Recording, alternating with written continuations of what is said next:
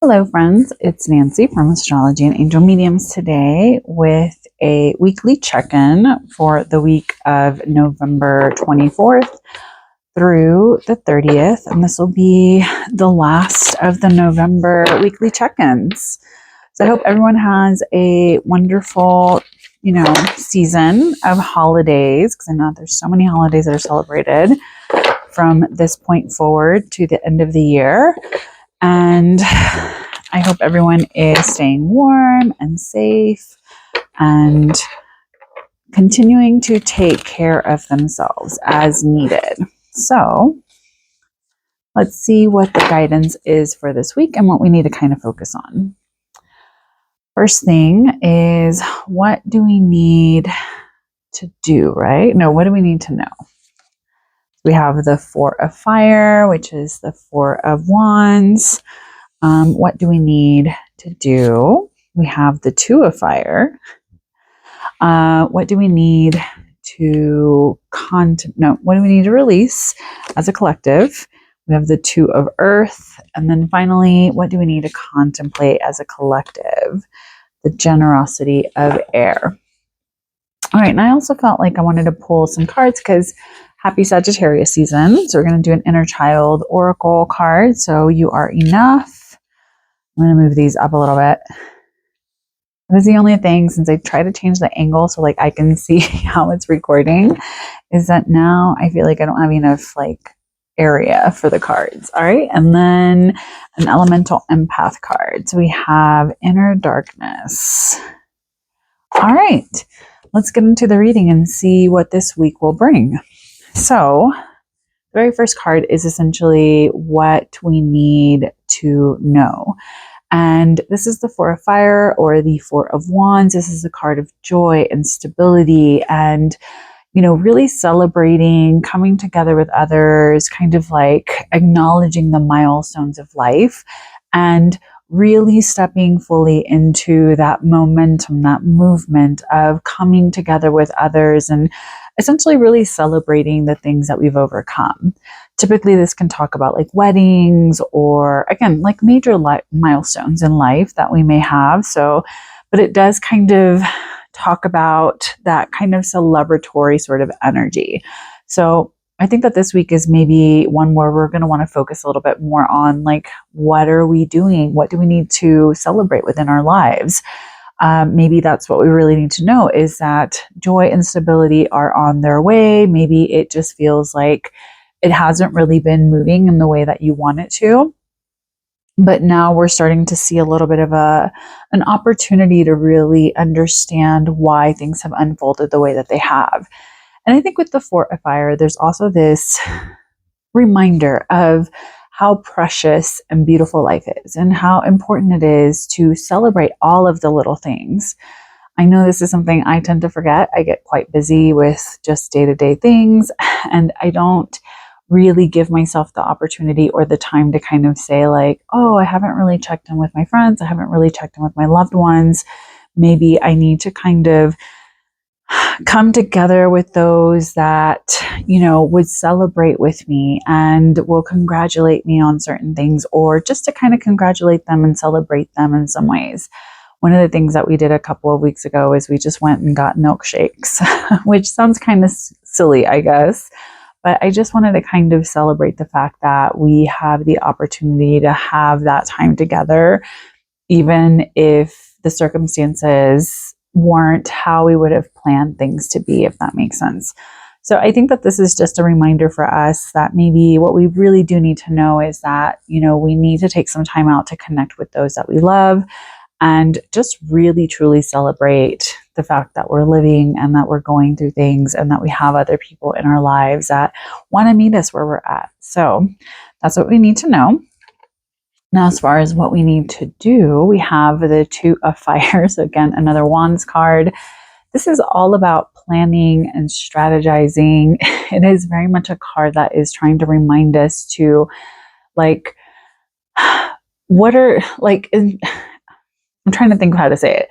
How can we truly understand what we're working towards if we don't really take the time out to try to plan and make a strategy for us to get to where we're going. So essentially, it's almost saying like you have to kind of choose what it is that you're trying to do and get out there. So I think with this card, as far as like what we need to do, this is just essentially a reminder of, hey, what is it that maybe you've been wanting to work towards, or what is it that you have been putting a lot of your efforts in? Like, where is it leading you? What is going to be the ultimate kind of end, point for you within this kind of aspect of your life, whether it's with work, whether it's relationships, whether it's just within yourself. Maybe this is kind of saying like we need to kind of plan things out a little bit better. We need to be more aware of like the details. And I think it's interesting to get this as like what we need to do, because we are, in the middle of the Mercury retrograde shadow period. And so I know it can feel a little bit like intense for a lot of people, because we may be struggling a little bit with like how we're communicating, what we're expressing. I think with having Mercury in Sagittarius right now and Jupiter in Gemini, there's a little bit of like a mix up. The energy may feel very like, I don't really know how I'm feeling about things. I don't really know what I want. I don't really know how, what I'm doing or where I'm going with this. And so I think that there's a little bit of this kind of turmoil within ourselves. And I think that's why the Two of Wands is here, or the Two of Fire, maybe as a reminder that even if we don't always know exactly what it is that we're doing, maybe we need to kind of be more mindful of planning our day out a little bit more, kind of checking our schedules, ensuring that, we are doing what we need to do, kind of like rechecking, replanting, reseeding what it is that we want for ourselves.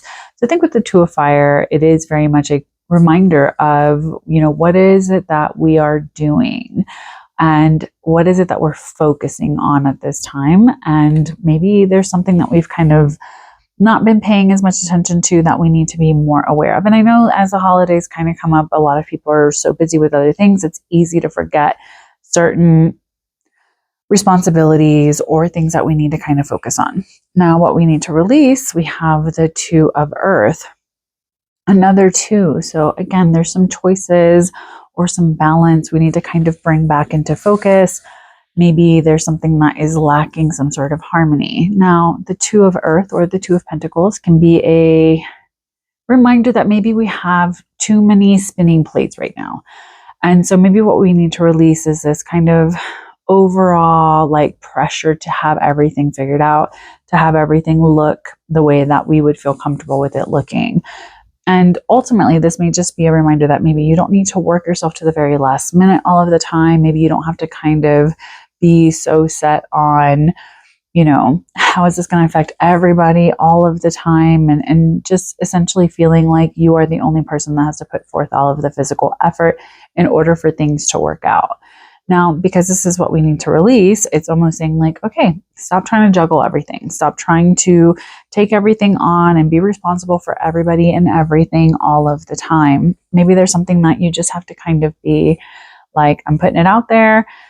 Whatever happens, happens. I'm not going to be in like standby mode. And so I think that maybe a lot of us are kind of feeling this sense of, oh, I need to hurry up and like figure out what's going on with this. And I need to like, make plans for that and this, that, and the other. And so I think that this is almost like maybe we need to just kind of surrender to divinity and what happens there, versus being too caught up in like how things are going to work out and how things are going to be. Because at the end of the day, we really don't have anything that we control. And I think the biggest thing with the Two of Earth and having these two cards here right in the middle of everything, and then a 4 card beforehand, we're obviously really focusing on our choices, our sense of balance, our like responsibility to one another as well. And the 4, kind of like our foundation, our structure. And so a lot of us may be really focusing on some of the physical things that, are requiring our attention at the current moment. And this may be a reminder that you don't have to do everything all of the time. Like, one of the choices I've made for myself this last week is that I for once, am not going to do the whole Thanksgiving spread and everything. I've decided I'm just going to go out somewhere and we can have our meal somewhere else. I don't feel like dealing with it. And that is one of the things where I feel like it's kind of that sort of energy of like really understanding what is it that is kind of worth my time and my effort versus like stressing myself out to the point to where I'm not even enjoying it. So I think with the Two of Earth and the Two of Fire is maybe just ensuring that you are connecting with yourself, making a plan for yourself, really checking in and kind of looking at like what is your joy, like what makes you happy in the situation, and how can you really like move into that a little bit more freely without putting so much pressure on yourself to say I have to do it all and I have to do it all the time. Now finally, with what we need to release, we have the generosity of air. Now this is essentially the Queen of Swords, and this is what we need to contemplate, right? Is that what I said? I hope that's what I said. So as far as what we need to contemplate is that maybe we need to kind of step a little bit more fully into our truth. We need to really pay attention to some of the details. Like, are we feeling empowered in these situations? Are we feeling as though other people are really hearing us? I think with the Queen of Swords, a big misconception is that she comes off as someone who's a little bit more cold, a little bit dry, a little bit, more analytical, more logical. And the biggest thing with this is that her words are her sword. And maybe what we need to contemplate is, what have we been overthinking? Is it really leading us anywhere that it needs to? Are we being exacting with the ways that we are speaking and communicating with others? Are we being intentional with the things that we are saying to other people? Are we aware essentially of our power and what our truth is? Swords to me really, again, it's air, it's very much the mind. And so there's this mental energy that comes with it. There's this like connected energy in the sense of like how we communicate and how we turn air into communication. And I think with the Queen of Swords, while it may not be the most like loving, nurturing kind of energy, I think it's very much about stepping fully into understanding that now is not the time for us to kind of slack off on certain things. Now, I think that with this, it's almost saying like it's not a time to sit here and over analyze and over like try to logic certain things. It's more of just ensuring that you are showing up in your truth and speaking out with whatever it is that kind of is moving you at the current moment. And I know for a lot of people, families are complicated. There's a lot of like things that come up with that. And a lot of people feel like they can't really speak out against their family or speak to their family in ways that they will be understood. And my heart goes out to you guys, because as someone that has been pretty much no contact with her own family for several years, except for my siblings, it can be challenging to feel like you're being kind of put back in that box. And I think the Queen of Swords here, or the generosity of air in this deck, is essentially just kind of a reminder of how truly powerful you are, and to not allow yourself to become anxiously, distracted by what you feel you should do. Just be yourself how you can be in a way that still feels empowering to yourself. And I think that's kind of essentially the message with these cards. So I think this week may feel a little bit more like we're trying to kind of focus on what makes us happy, what makes us feel balanced, what makes us feel like connected. I know the energies are just really strange right now, and that's just how life is at the current moment, I suppose. But I think it's time for us to feel more mentally prepared for us to really sit in who we are and really focus on like getting that mental clarity of like what it is that we want, and kind of releasing a lot of these expectations that no longer make sense for what we're planning to do with our lives and what brings us joy. So I hope that makes sense. I'm going to talk about the two cards that I pulled. Like I said, this is just kind of saying that you are enough. So you do not have to give more.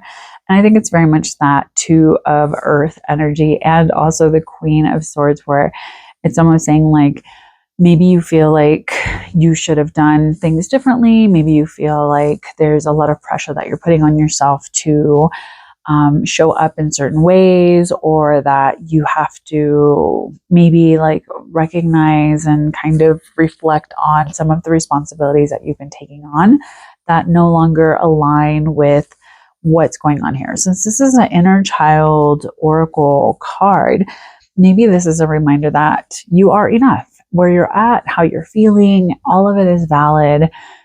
Even if the people that are around you don't always see that, I think that this is almost saying like, you don't have to give more. You don't have to explain yourself to people that are going to go out of their way to continuously misunderstand you. And I think understanding is one of the most beautiful things we can give to one another, as well as giving each other grace. And that is a big thing that I try to do in all of my practices, not just like here online with my work, but also just in my day-to-day life, at jobs that I've worked at, the work that I'm doing now, is just kind of trying to leave things better than I found them.